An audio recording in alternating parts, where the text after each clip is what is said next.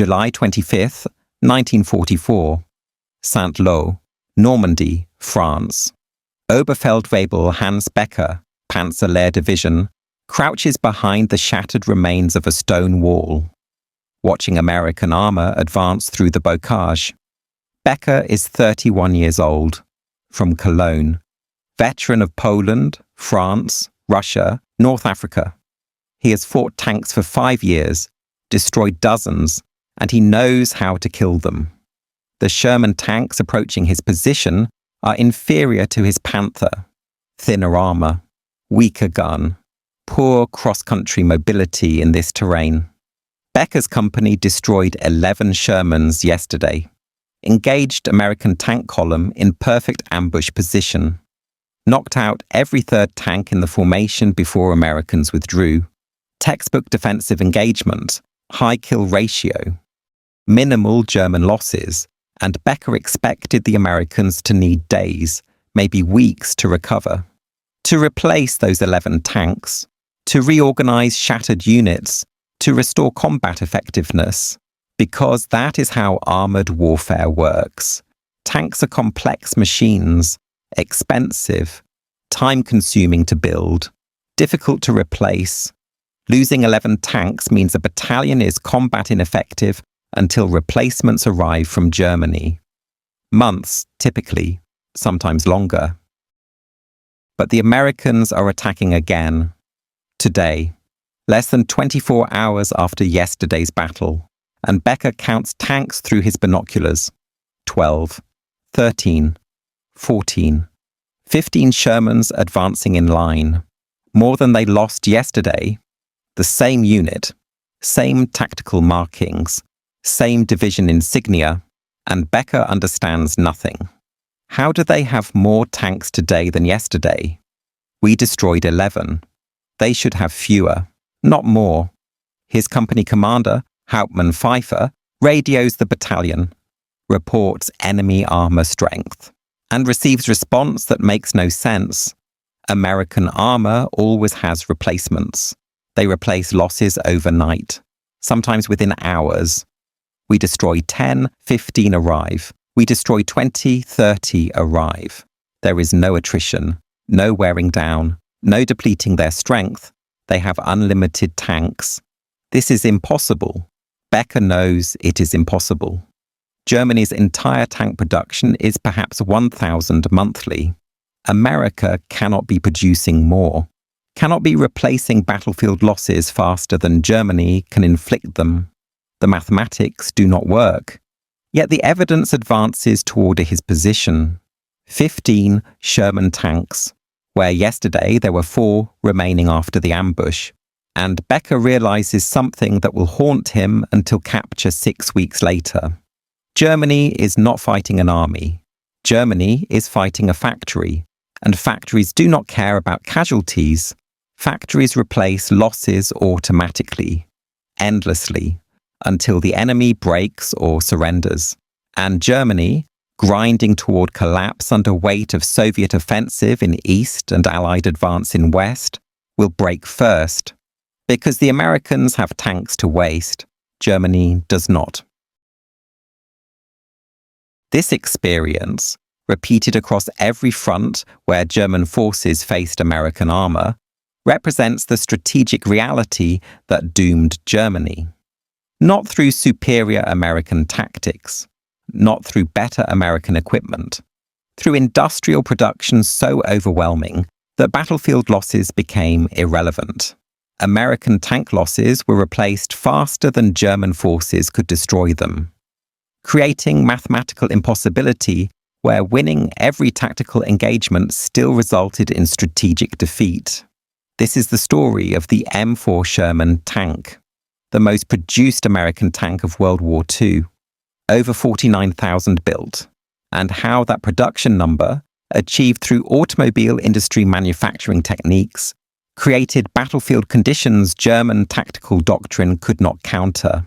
How German tankers who destroyed Shermans at favorable kill ratios still lost because America built 5 Shermans for everyone destroyed. And how the nation that invented Blitzkrieg learned that mobile armored warfare requires not just tactical excellence, but industrial capacity to sustain losses. Capacity Germany lacked. Capacity America possessed in overwhelming abundance. The disbelief began with the first replacement and never ended, because mathematics of industrial production cannot be defeated by courage or skill, only by matching production, and Germany never could. Oberfeldwebel Hans Becker was composite representing typical German armoured vehicle crew experiences documented in after-action reports, prisoner interrogations, and post-war memoirs. The specific engagement at Saint-Lô on July 25th represents pattern repeated throughout Normandy campaign and subsequent operations. German formations achieved tactical victories, inflicted disproportionate losses on American armour, and discovered that tactical success meant nothing against opponent who replaced losses immediately. According to United States Army historical records and German unit war diaries, this pattern emerged consistently from Normandy through Germany's surrender. The M4 Sherman medium tank entered production in February 1942. Designed to be adequate, not superior. Speed, 25 to 30 miles per hour. Armour, maximum 3 inches on turret front. Gun, initially 75mm, later models 76mm or British 17-pounder. Crew, 5. The Sherman was mechanically reliable, easy to maintain, simple to operate, and critically, designed for mass production using automobile manufacturing techniques. Chrysler, Ford, General Motors, American Locomotive, Baldwin, Federal Machine, Press Steel Car Company, Pacific Car and Foundry, Fisher Body, and Pullman Standard all built Shermans. Not specialized tank manufacturers, automobile and railroad equipment companies, converting existing facilities using existing workforces. This distributed production model meant no single factory was critical. Bomb 1, others continued, and production rates exceeded anything Germany could achieve or destroy. The production numbers tell the first part of the story. February 1942 through May 1945, America built 49,234 Sherman tanks. This breaks down to approximately 1,120 monthly, or 37 daily. Every single day for 3 years, American factories produced 37 Sherman tanks. This was more than Germany's entire tank production for most of the war.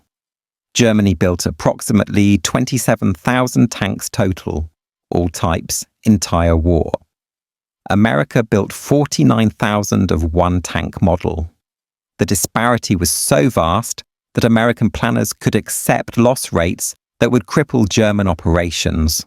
Lose 100 Shermans, 97 replacements arrive within 3 days. The mathematics made attrition irrelevant. Hauptmann Helmut Rittgen, Panzer Lehr Division Operations Officer, described American replacement rates in post-war memoir, The Western Front, 1944 to 1945. According to his account, published in 1954, "We destroyed American tanks in every engagement. Our kill ratios were favorable. 3 American tanks for every panzer, sometimes 5 to 1. But the Americans always had more tanks the next day. We would destroy an entire company, 15 tanks, and the same unit would attack the following morning with 20 tanks. This was inconceivable. Our experience in Russia taught us that destroying enemy armor depleted his offensive capability, required time to rebuild strength. But Americans ignored this logic. They attacked continuously, with fresh tanks appearing overnight. We realized we were not fighting American army. We were fighting American industry, and industry had no morale to break, no exhaustion to exploit, just endless production. The design philosophy behind the Sherman reflected American strategic thinking. The tank was not intended to fight other tanks as primary mission. That was tank destroyer doctrine. Shermans supported infantry, exploited breakthroughs, provided mobile firepower. Tank versus tank combat was secondary consideration.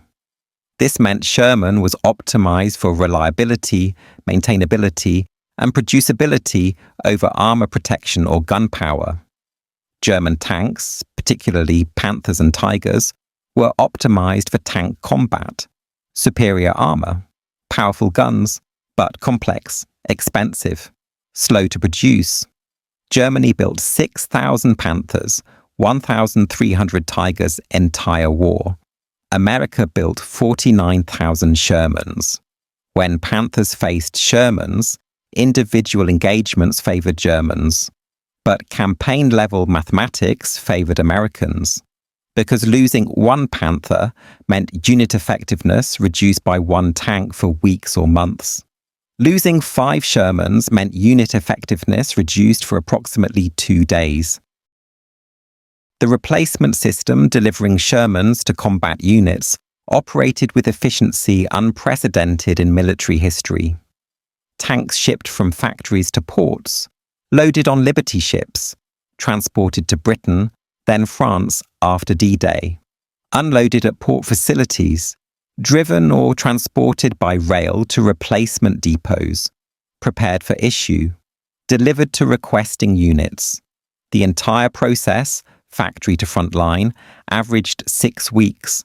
Damaged tanks moved in reverse, retrieved from battlefield by maintenance units, assessed. Repairable tanks fixed at field maintenance facilities. Heavily damaged tanks shipped to depot-level maintenance. Unsalvageable tanks cannibalized for parts. The system kept units at authorized strength despite continuous losses. Units reported losses daily. Replacements arrived within days. The bureaucratic efficiency shocked German officers, accustomed to chronic shortages and delayed replacements. Lieutenant Colonel William Hamburg, 3rd Armored Division Maintenance Officer, described the replacement system in post-war interview with U.S. Army historians. According to transcripts housed at Army Heritage and Education Center, we could lose 20 tanks in a day's fighting. Fire loss reports that evening. Receive replacement tanks within 48 to 72 hours. The tanks arrived with fuel, ammunition, and spare parts. Crews picked them up from depot, drove them to unit, and were combat ready within hours. The system worked because production exceeded losses by wide margins. We never worried about replacement availability, only about crew replacements, which were more difficult. But tanks? Always available. Sometimes we had surplus. The German perspective on American armor losses reflected incomprehension mixed with grudging respect. Lieutenant August Huppert, Panzer Regiment 130, described engagement near Mortain in August 1944. According to his testimony, recorded in U.S. Strategic Bombing Survey interviews with German POWs, we engaged American armored column, destroyed 8 tanks, forced withdrawal. We celebrated victory, assumed Americans needed weeks to recover. 3 days later, same unit attacked with 12 tanks, fresh crews, fresh equipment. We destroyed 6. 2 days later, they attacked again with 14 tanks. We began to understand. Americans did not care about losses. They had more tanks than we had ammunition. Eventually, they would win through simple mathematics. Not tactics, not courage, production, just production. The crew experience inside Shermans provided different perspective. Sherman crews knew their tanks were inferior to German armor in direct combat. 75mm gun could not reliably penetrate Panther frontal armor at combat ranges. Sherman armor could not stop Panther or Tiger guns. This created psychological burden. Crews knew that tank versus tank combat favored Germans, but crews also knew that tactical disadvantage was compensated by numerical superiority. For every German tank, 5 Shermans. For every German replacement, 10 American replacements. The mathematics provided confidence that individual inferiority meant nothing against overwhelming numbers. Staff Sergeant Lafayette Poole, 3rd Armored Division, became one of America's highest-scoring tank aces, destroyed over 250 German vehicles, including tanks, assault guns, and self-propelled artillery. His Sherman, named In the Mood, was knocked out 3 times. Each time, Poole received replacement tank within 24 hours. According to his combat diary excerpts published post-war, we knew Panthers were better tanks, thicker armor, bigger gun, but we had 5 Shermans for every Panther, and we received replacements instantly. I was knocked out July 26th near St. Lo, received new tank July 27th, back in combat July 28th. The Germans could not match this replacement rate. Eventually we killed all their tanks because they ran out faster than we did. Poole was killed September 1944 when his Sherman was destroyed by German anti-tank gun. He was replaced within hours. His crew received new tank and continued fighting. This replacement of crews and equipment with minimal operational disruption represented systematic advantage German forces never matched. German tank crews, when lost, were difficult to replace. Training took months. Veteran crews were irreplaceable assets. American replacement system, while preferring experienced crews, accepted that adequately trained replacements were sufficient. 6 months tank training. Not years. Adequate, not perfect. But adequate in overwhelming numbers was sufficient. The maintenance and logistics supporting Sherman operations further amplified numerical advantages. Sherman used existing American truck components where possible. Transmission, differential, engine components. This meant spare parts supply chains already existed. Mechanics trained on trucks could work on Shermans. Fuel and ammunition were standardized. 75mm gun ammunition was interchangeable with tank destroyer and towed anti-tank gun ammunition. Single supply systems supported multiple weapon types. German tanks used specialized components. Panther parts were not interchangeable with Tiger or Panzer or IV. Each required separate supply chain, separate training, separate logistics. This specialization created vulnerabilities. Disrupt one supply line, that tank type became inoperative. American standardization meant disrupting logistics required disrupting entire supply network. Much more difficult. Oberst Hans von Luck, 21st Panzer Division, addressed logistics disparity in post-war memoir Panzer Commander. Von Luck stated, American logistics were overwhelming. They supplied their frontline units with everything needed. Fuel, ammunition, parts, food, medical supplies, continuously, without interruption. We struggled for every liter of fuel, every shell. Our tanks sat immobile, waiting for fuel, while American tanks maneuvered freely. Our damaged tanks sat for weeks awaiting parts, while American tanks were repaired overnight. The material superiority was crushing. Not because their equipment was better, because they had unlimited quantities of adequate equipment, while we had limited quantities of superior equipment. Adequate in abundance defeats superior in scarcity. The combat effectiveness of numerically superior but individually inferior forces was demonstrated repeatedly. Operation Cobra, July 1944, American breakout from Normandy. German armor attempted to stop American exploitation and failed. Not because German tanks could not destroy Shermans. They could, and did. But because destroying Shermans did not stop American advance. New tanks arrived continuously. German losses, meanwhile, could not be replaced.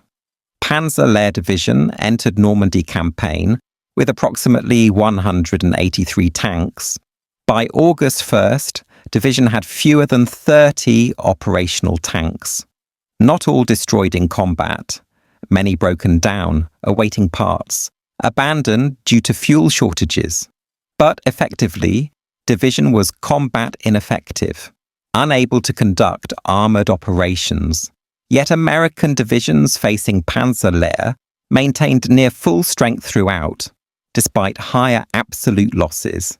Because replacements arrived faster than losses accumulated, the Battle of Araucourt, September 1944, demonstrated numerical advantage overcoming tactical disadvantage.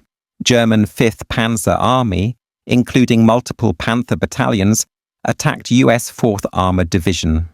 The engagement was a series of meetings battles where German armour held tactical advantages, superior guns, better armour, favourable terrain, and Germans achieved favourable kill ratios, approximately 2.5 Shermans destroyed for each German tank lost.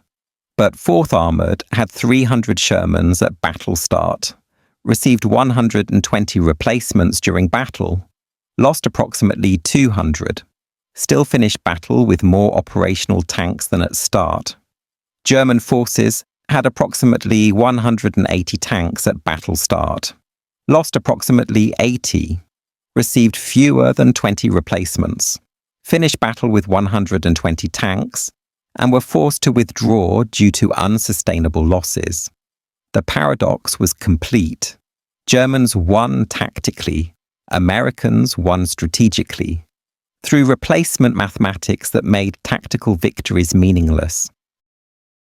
Major General Friedrich von Mellenthin, Chief of Staff for 5th Panzer Army, analysed Araucourt in post-war study, Panzer Battles. Von Mellenthin wrote, "We destroyed more American tanks than we lost. Our Panthers were superior to Shermans in every technical measure. But we lost battle because Americans could afford losses we could not. They replaced tanks immediately.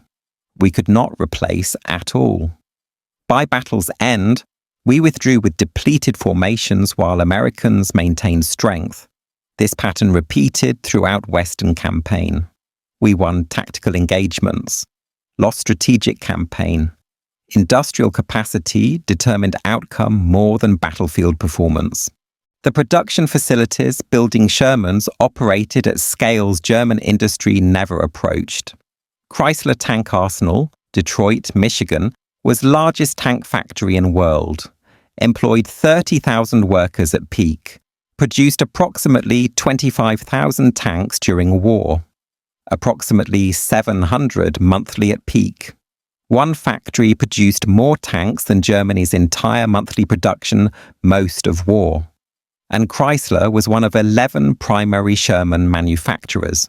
The distributed production model meant Allied bombing of any single facility would not significantly impact total Sherman production. Germany, by contrast, concentrated tank production in fewer, larger facilities. Bombing these facilities directly impacted German armour availability. By 1944, Allied strategic bombing was systematically destroying German tank production capacity, while American production accelerated. The crew training system supporting Sherman operations emphasized volume over perfection. American tank crew training was approximately 24 weeks. Basic training, advanced individual training, unit training, then deployment, not years, months. German tank crew training in early war was longer, more thorough. But by 1944, Germany faced crew shortages so severe that training was compressed to weeks. New crews arrived at frontline units barely able to operate tanks. American system maintained consistent quality because training infrastructure was adequate to demand. Germany's training collapse reflected resource and time shortages. American tankers in 1944 received better training than German tankers in same period, despite American system being designed for volume. The irony was that American mass production approach to crew training produced better results than German excellence-focused approach under wartime pressure. Staff Sergeant Truman Crawford, 1st Armored Division, described crew replacement experience in oral history recorded by Veterans History Project. Crawford stated, "I lost 2 crew members killed in action September 1944. Received replacements within 1 week. The new guys were young, inexperienced, but trained. They knew how to operate equipment, how to fight. We integrated them into crew. Within days, they were effective. Not veterans, but effective. The system worked because we always had trained replacements available. Germans did not. When they lost experienced crews, replacements were poorly trained or non-existent. The fuel logistics supporting American armor operations represented another overwhelming advantage. Sherman ran on gasoline. America produced gasoline in unlimited quantities.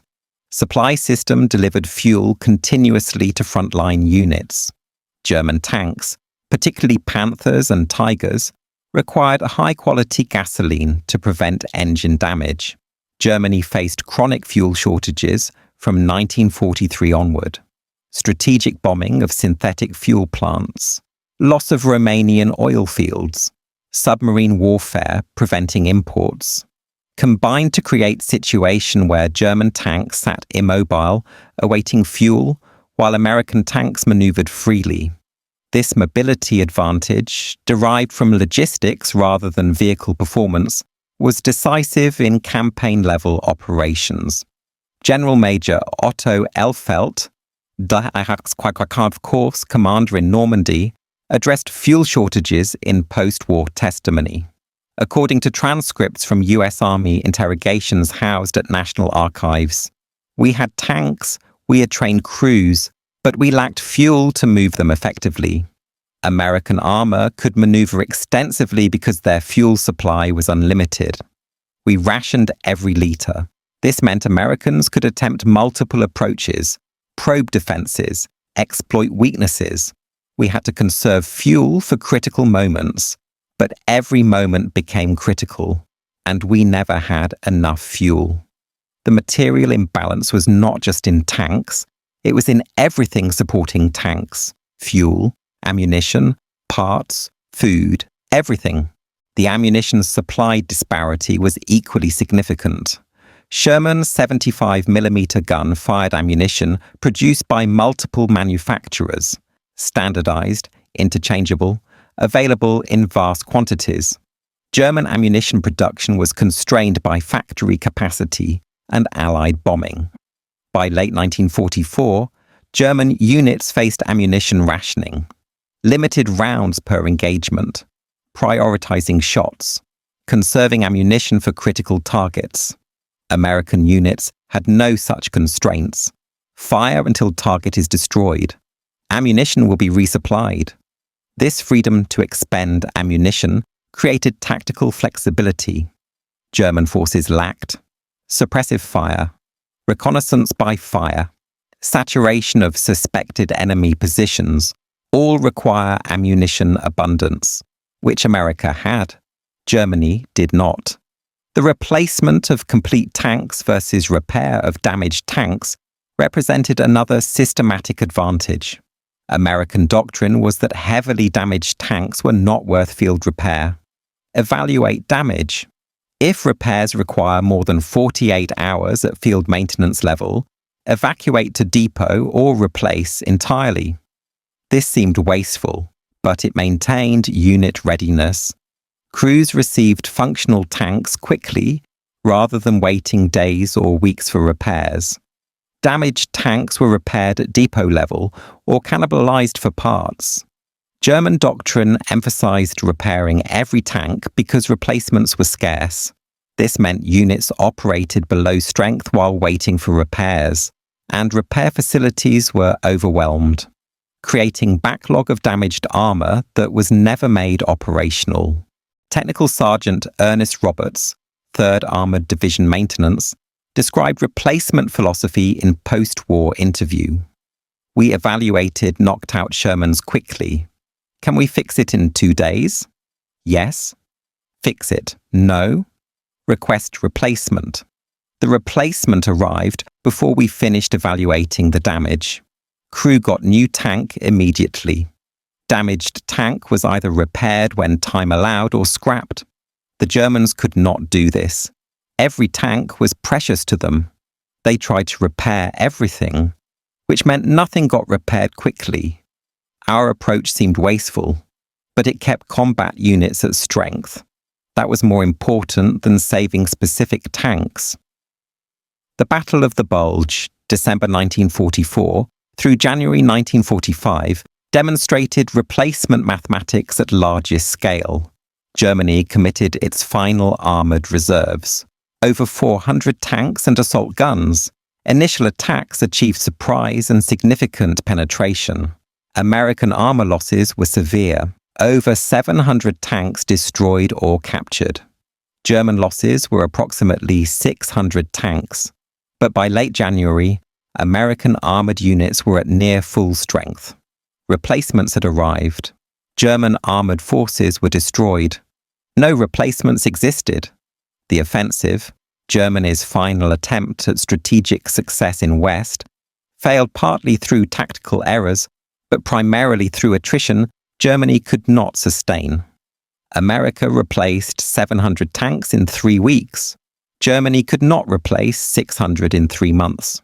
General Oberst Heinz Guderian, Inspector General of Panzer Troops, wrote Assessment of Bulge Offensive in February 1945, report to Hitler. According to captured documents translated by Allied intelligence, Ardennes offensive destroyed our armoured reserve without achieving strategic objectives. American material superiority was decisive. They replaced losses immediately. We cannot replace at all. Tank production has collapsed under bombing.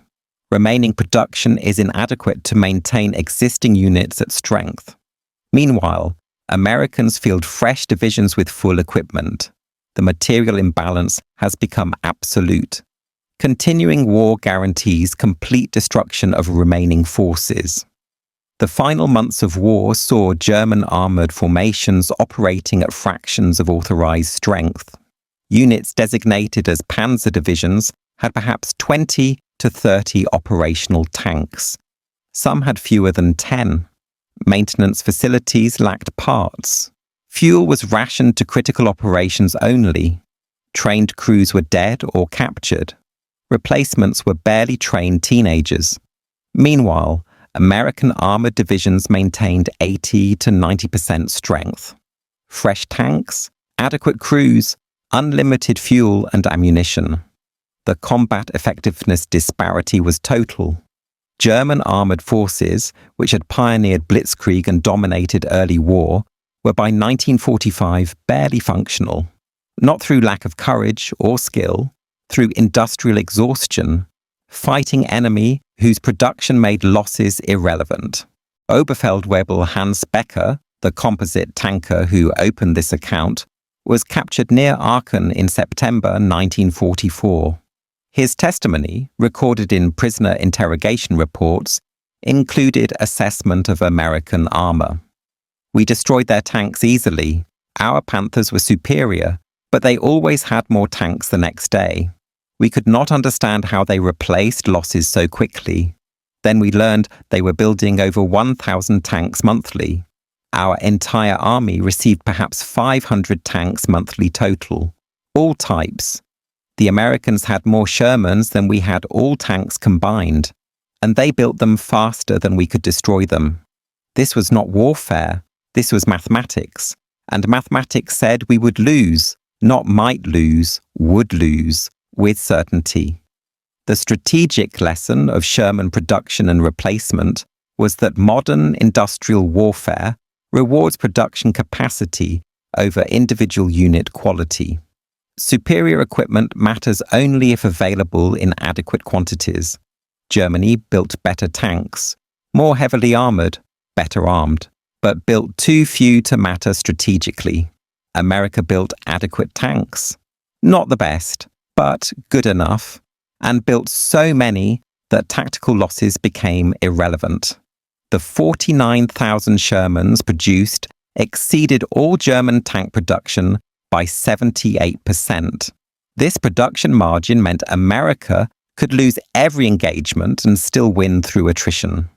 could accept unfavorable kill ratios and still maintain numerical superiority, could fight continuously without pause to rebuild strength. Because strength was never depleted. Factories replaced losses faster than battles created them. The German soldiers who faced this reality experienced cognitive dissonance. Their training emphasized quality over quantity, superior equipment, superior training, tactical excellence, and they achieved all three. German tankers in individual engagements often outfought American counterparts, achieved better kill ratios, won tactical victories, but lost campaigns, lost war, because tactical excellence without industrial support is temporary, creates moments of superiority, not sustained advantage, and America's industrial capacity created sustained advantage that German tactical excellence could not overcome. The disbelief German soldiers felt watching American tanks return after being destroyed was justified. It defied military logic, defied common sense, defied historical experience, but it was reality, economic reality, industrial reality, mathematical reality, that wars are won in factories before they are fought on battlefields, and the nation that produces weapons faster than the enemy can destroy them cannot be defeated militarily, only economically, and America's economy was larger than all Axis economies combined, producing not just tanks but aircraft, ships, trucks, artillery, ammunition, uniforms, food, everything, in quantities that made Axis production irrelevant. The Sherman tank symbolized this reality. Not the best tank, the most numerous, and numerous was sufficient, more than sufficient, decisive. German soldiers could not believe Sherman tanks were replaced faster than destroyed, but they were, every day, until Germany surrendered. Overwhelmed not by superior force, but by infinite force, force that could not be depleted, could not be stopped, could only be endured until endurance failed, and Germany's endurance failed in factories months before it failed on battlefields. The mathematics guaranteed it, and mathematics are never wrong.